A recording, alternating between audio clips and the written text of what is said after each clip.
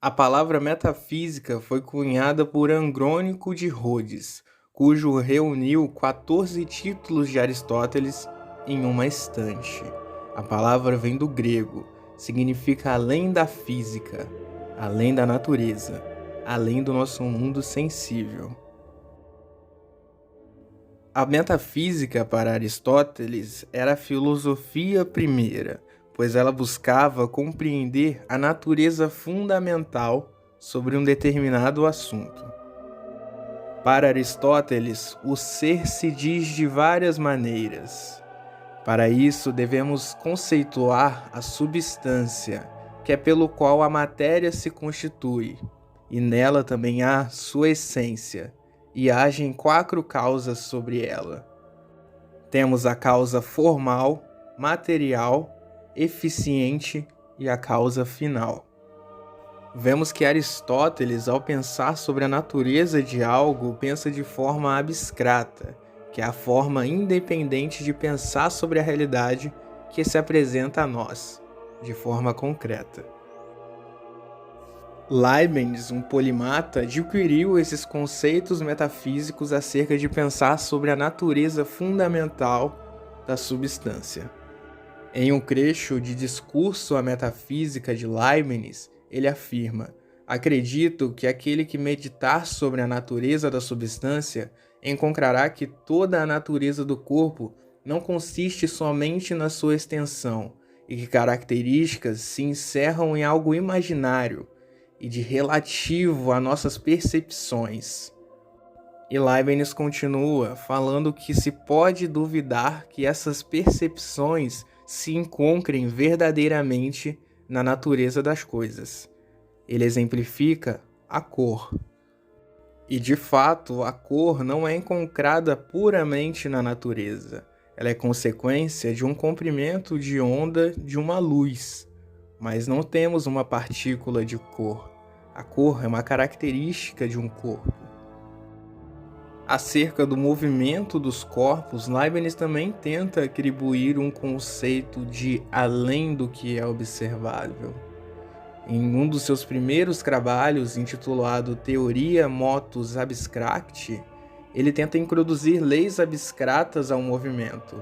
Ele pensa em conatos e na conservação desse conatos após uma colisão de corpos. Porém, essa ideia não se condiz com a realidade.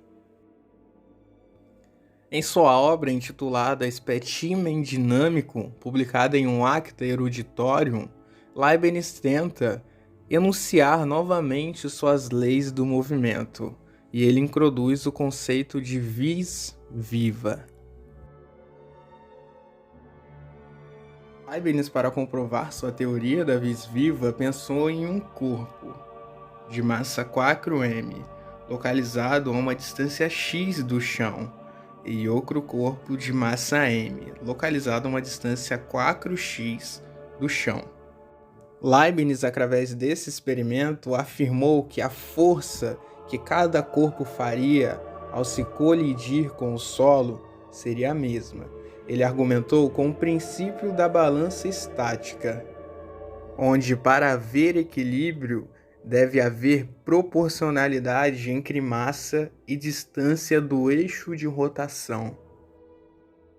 Leibniz tinha conhecimento dos estudos experimentais de Galileu, onde corpos em queda livre, a velocidade final dos corpos não depende de suas massas. E através da relação de Torricelli, onde a velocidade final do corpo ao quadrado é igual a uma constante vezes a altura, Leibniz continua argumentando que a vis viva é a força, a medida do movimento.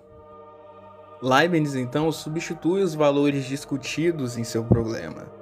V1 ao quadrado é igual a constante vezes x, e V2 ao quadrado é igual a constante vezes 4x. E voltando ao conceito do princípio da balança estática, nós temos conceitos de torque, onde para a balança estar em equilíbrio, a soma dos torques deve ser igual a zero. O torque envolve força e também envolve distância. E através desse argumento, Leibniz argumenta que a força deve ser igual a massa vezes o quadrado da velocidade. Esse é o valor da vis viva. E para provar que é verdade que o valor da força do movimento, da vis viva, é igual a massa vezes a velocidade ao quadrado, Leibniz substitui os valores e vê que eles vão dar uma igualdade. Força 1 é igual a força 2. Contudo, Leibniz errou ao dizer que a força é igual a massa vezes a velocidade ao quadrado do corpo. Sabemos que em Newton, em princípio, a força motora é capaz de alterar o estado de movimento de um corpo, ou seja, ela está interligada com a aceleração de um corpo e não com a velocidade. E a vis viva de Leibniz teve o seu valor calibrado por Daniel Bernoulli. O seu valor calibrado é 1/2 de massa vezes a velocidade ao quadrado. Contudo, o erro de Leibniz foi considerar a vis viva como uma medida de uma força. A vis viva calibrada, que nós conhecemos atualmente, é chamada de energia cinética. E o conceito de energia mexe com metafísica, olhar além do que nos é apresentado. A energia, seja cinética ou potencial, é uma abstração matemática, vinda da consequência de uma força ou de um deslocamento. Nós vemos isso através da equação do trabalho, da relação trabalho e energia. A variação da energia cinética depende de uma força e de um deslocamento. O valor da força e do deslocamento não pode ser igual a zero. Se a energia cinética variar, a velocidade do corpo também varia. Ele está acelerando ou desacelerando.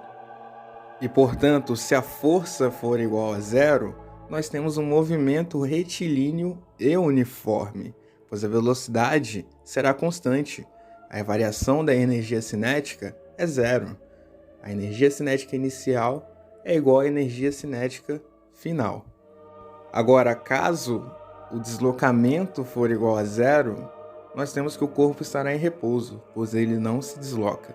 A energia cinética inicial também é igual à final, porém a velocidade é nula. Esses são um dos casos particulares que podemos inferir acerca da variação da energia cinética. Leibniz também argumenta em sua época que a vis viva ela não é criada e nem destruída, que ela é apenas transformada.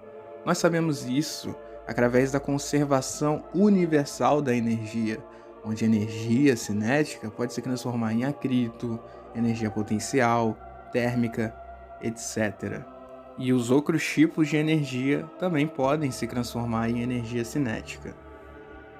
Apesar de Leibniz ter errado o conceito de força e a calibração da vis viva, ele deu um pontapé inicial a um dos conceitos mais importantes da física, que é a energia.